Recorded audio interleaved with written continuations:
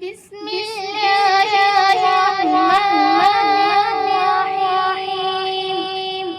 شروع اللہ کے نام سے جو بڑا مہربان والا ہے۔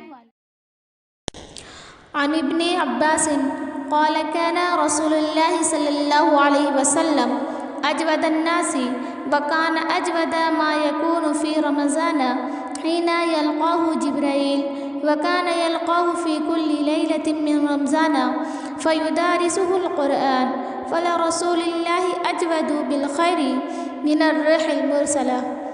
حضرت ابن عباس رضی اللہ تعالی عنہ سے روایت ہے کہ آپ صلی اللہ علیہ وسلم سب لوگوں سے زیادہ سخی تھے، خصوصاً رمضان میں جب حضرت جبرائیل علیہ السلام سے آپ کی ملاقات ہوتی تو بہت سخاوت کرتے تھے، اور حضرت جبرائیل علیہ السلام رمضان المبارک میں ہر رات آپ سے ملاقات کرتے اور آپ ان کے ساتھ قرآن مجید کا دور فرماتے۔ الغرض رسول اللہ صلی اللہ علیہ وسلم صدقہ کرنے میں کھلی ہوا سے بھی زیادہ تیز رفتار ہوتے۔ ان عبداللہ بن عباس اخبرہ ان ابا سفیان بن حرب اخبرہ ان ہرقل ارسل الیہ فی رکب من قریش وکانوا تجارا بالشام في المدة التي كان رسول الله صلى الله عليه وسلم ماد فيها أبا سفيان وكفار قريش فأتوه وهو بإيلياء فدعاهم في مجلسه وحوله عظماء الروم ثم دعاهم ودعا ترجمانه فقال أيكم أقرب نسبا بهذا الرجل الذي يزعم أنه نبي؟ فقال أبو سفيان قلت أنا أقربهم نسبا قال أدنوه مني وقربوا أصحابه فجعلوهم عند زهره ثم قال لترجمانه قل لهم إني سائل هذا عن هذا الرجل فإن كذبني فكذبوه قال فوالله لولا الحياء من أن يأسروا علي كذبا لكذبت عليه ثم كان أول ما سألني عنه أن قال كيف نسبه فيكم؟ قلت هو فينا ذو نسب قال فهل قال هذا القول منكم أحد قد قبله؟ قلت لا قال فهل كان من آبائه من ملك؟ قلت لا قال فأشراف الناس يتبعونه أم ضعفاؤهم؟ قلت بل ضعفاؤهم قال أيزيدون أم ينقصون؟ قلت بل يزيدون قال فهل يرتد أحد منهم سقطة لدينه بعد أن يدخل فيه؟ قلت لا قال فهل كنتم تتهمونه بالكذب قبل أن يقول ما قال؟ قلت لا قال فهل يقدر؟ قلت لا ونحن منه في مدة لا تدري ما هو فاعل فيها قال ولم يمكنني كلمة أدخل فيها شيئا غير هذه الكلمة قال فهل قاتلتموه؟ قلت نعم قال فكيف كان قتالكم إياه؟ قلت الحرب بيننا وبينه سجال ينال منا وننال منه قال ماذا يأمركم؟ قلت يقول اعبدوا الله وحده ولا تشركوا به شيئا واتركوا ما يقول آباؤكم ويأمرون بالصلاة والصدق والعفاف والصلة فقال للترجمان قل له سألتك عن نسبه فذكرت أنه فيكم ذو نسب فكذلك الرسل تبعث في نسب قومها وسألتك هل قال أحد منكم هذا القول فذكرت ألا فقلت لو كان أحد قال هذا القول قبله لقلت رجل يتأسى بقول قيل قبله وسألتك هل كان من آبائه من ملك فذكرت ألا قلت فلو كان من آبائه من ملك قلت رجل يطلب ملك أبيه وسألتك هل كنتم تتهمونه بالكذب قبل أن يقول ما قال، فذكرت ألا، فقد أعرف أنه لم يكن ليذر الكذب على الناس ويكذب على الله. وسألتك أشراف الناس اتبعوه أم زعفاؤهم، فذكرت أن زعفاؤهم اتبعوه وهم أتباع الرسل.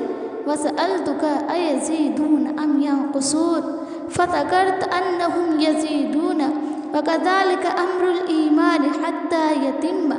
وسألتك أيرتد أحد سخطة لدينه بعد أن يدخل فيه، فذكرت ألا، وكذلك الإيمان حين يخالط بشاشة القلوب.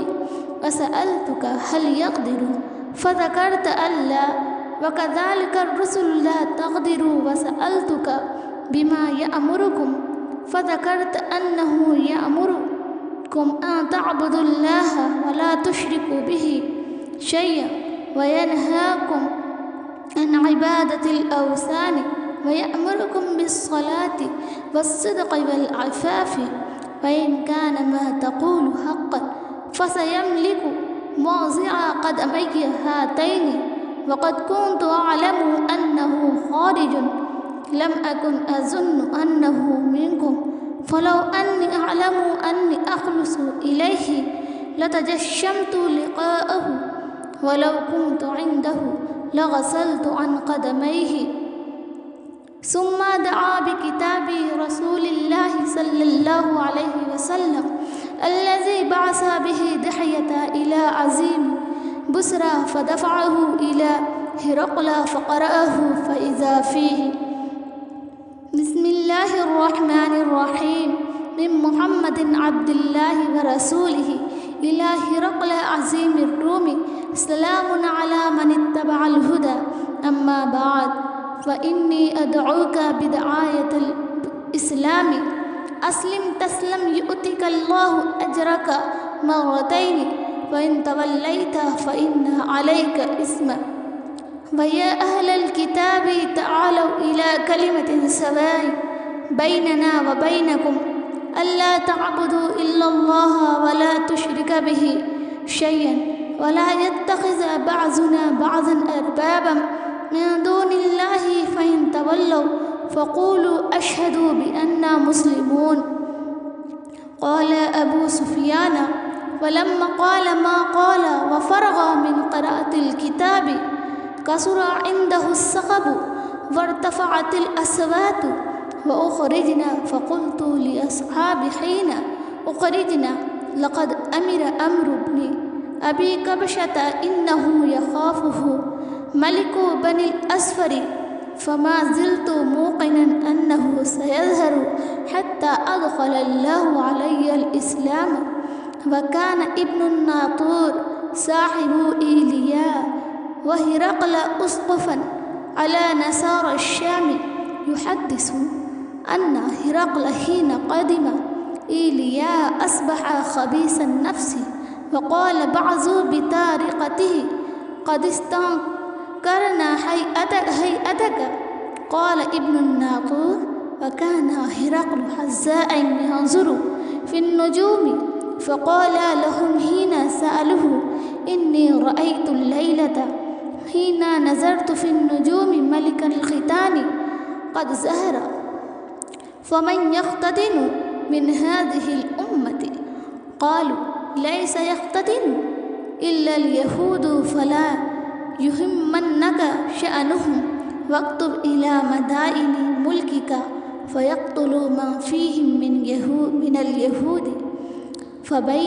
فبينما هم على أمرهم أوتي هرقل برجل أرسل به ملك غسان يخبر عن خبر رسول الله صلى الله عليه وسلم. فلما استخبره هرقل قال: اذهبوا فانظروا أمقتدن هو أم لا؟ فنظروا إليه فحدثوه أنه مختتن، وسأله عن العرب فقال: هم يختتنون. فقال هرقل: هذا ملك هذه الأمة قد ظهر. ثم كتب هرقل إلى صاحب له برومية وكان نزيره في العلم. وسار هرقل إلى حمص فلم يرم حمص حتى أتاه كتاب من صاحبه يوافق رأي هرقل على خروج النبي صلى الله عليه وسلم وأنه نبي. فأذن هرقل لعظماء الروم في تذكرة له بحمص ثم أمر بأبوابها فغلقت ثم اطلع فقال: يا معشر الروم هل لكم في الفلاح والرشد وإن يثبت ملككم فتبايعوا لهذا النبي. فحاسوا حيسة حمر الوحش إلى الأبواب فوجدوها قد غلقت. فلما رأى هرقل نفرتهم وأيأس من الإيمان قال: ردوهم علي. وقال: إني قلت مقالتي آنفا أختبر بها شدتكم على دينكم فقد رأيت. فسجدوا له ورضوا عنه. فكان ذلك آخر شأن هرقل. حضرت عبداللہ ابن عباس رضی اللہ تعالیٰ عنہ سے روایت ہے، انہوں نے فرمایا ابو سفیان بن حرب نے ان سے بیان کیا کہ ہرقل شاہ روم نے انہیں قریش کی ایک جماعت سمیت بلوایا۔ یہ جماعت صلح حدیبیہ کے تحت رسول اللہ صلی اللہ علیہ وسلم، ابو سفیان اور کفار قریش کے درمیان طے شدہ عرصہ امن میں ملک شام بغرض تجارت گئی ہوئی تھی۔ یہ لوگ ایلیا بیت المقدس میں اس کے پاس حاضر ہو گئے۔ ہرقل نے انہیں اپنے دربار میں بلایا۔ اس وقت اس کے ارد گرد روم کے رئیس بیٹھے ہوئے تھے۔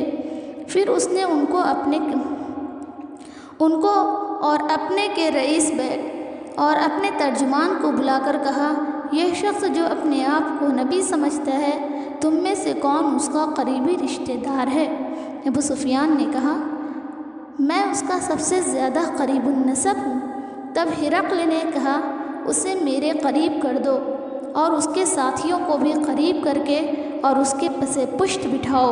اس کے بعد ہرقل نے اپنے ترجمان سے کہا: ان سے کہو کہ میں اس شخص سے اس آدمی نبی کریم صلی اللہ علیہ وسلم کے متعلق سوال کروں گا۔ اگر یہ غلط بیانی کرے تو تم لوگوں نے اسے جھٹلا دینا ہے۔ ابو سفیان رضی اللہ تعالیٰ عنہ کہتے ہیں: اللہ کی قسم، اگر جھوٹ بولنے کی بدنامی کا خوف نہ ہوتا تو میں آپ کے متعلق یقیناً جھٹلا دیتا۔ ابو سفیان کہتے ہیں: اس کے بعد پہلا سوال جو ہرقل نے مجھ سے آپ صلی اللہ علیہ وسلم کے بارے میں کیا یہ تھا کہ تم لوگوں میں اس کا نسب کیسا ہے؟ میں نے کہا: وہ ہم میں اونچے نسب والا ہے۔ پھر کہنے لگا: اچھا، تو کیا یہ بات اس سے پہلے بھی تم میں سے کسی نے کبھی کہی تھی؟ میں نے کہا: نہیں۔ کہنے لگا: اچھا، اس کے بزرگوں میں سے کوئی بادشاہ گزرا ہے؟ میں نے کہا: نہیں۔ کہنے لگا: اچھا یہ بتاؤ کہ بڑے لوگوں نے اس کی پیروی کی ہے یا غریبوں نے؟ میں نے کہا: بلکہ کمزوروں نے۔ کہنے لگا: اس کے پیروکار دن بدن بڑھ رہے ہیں یا کم ہو رہے ہیں؟ میں نے کہا: بلکہ ان کی تعداد میں اضافہ ہو رہا ہے۔ کہنے لگا: کیا اس کے دین میں داخل ہونے کے بعد کوئی شخص اس دین سے برگشتہ ہو کر مرتد بھی ہو جاتا ہے؟ میں نے کہا: نہیں۔ کہنے لگا: اس نے جو بات کہی ہے کیا اس دعویٰ نبوت سے پہلے تم لوگ اسے جھوٹ سے متہم کرتے تھے؟ میں نے کہا: نہیں۔ کہنے لگا: کیا وہ بدعہدی کہتا ہے؟ میں نے کہا: نہیں، البتہ ہم لوگ اس وقت اس کے ساتھ صلح کی ایک مدت گزار رہے ہیں، نامعلوم اس میں وہ کیا کرے گا۔ ابو سفیان کہتے ہیں: اس فقرے کے سوا مجھے اور کہیں اپنی طرف سے بات داخل کرنے کا موقع نہیں ملا۔ کہنے لگا: کیا تم لوگوں نے اس سے جنگ لڑی ہے؟ میں نے کہا: جی ہاں۔ اس نے کہا: پھر تمہاری اور اس کی جنگ کیسی رہی؟ میں نے کہا: جنگ ہم دونوں کے درمیان برابر کی چوٹ ہے، کبھی وہ ہمیں زخم پہنچا لیتا ہے اور کبھی ہم اسے نقصان سے دوچار کر دیتے ہیں۔ کہنے لگا: وہ تمہیں کن باتوں کا حکم دیتا ہے؟ میں نے کہا: وہ کہتا ہے صرف اللہ کی عبادت کرو، اس کے ساتھ کسی چیز کو شریک نہ ٹھہراؤ اور اپنے باپ دادا کی شرکیہ باتیں چھوڑ دو، اور وہ ہمیں نماز، سچائی، پرہیزگاری، پاکدامنی اور قرابت داروں کے ساتھ حسن سلوک کا حکم دیتا ہے۔ اس کے بعد ہرقل نے اپنے ترجمان سے کہا، تم اس شخص یعنی ابو سفیان سے کہو کہ میں نے تم سے اس شخص یعنی نبی کریم صلی اللہ علیہ وسلم کا نسب پوچھا تو تم نے بتایا کہ وہ اونچے نسب کا ہے، اور دستور یہی ہے کہ پیغمبر ہمیشہ اپنی قوم کے اونچے نسب میں بھیجے جاتے ہیں۔ اور میں نے تم سے دریافت کیا کہ کیا یہ بات اس سے پہلے بھی تم میں سے کسی نے کہی تھی؟ تم نے بتلایا کہ نہیں۔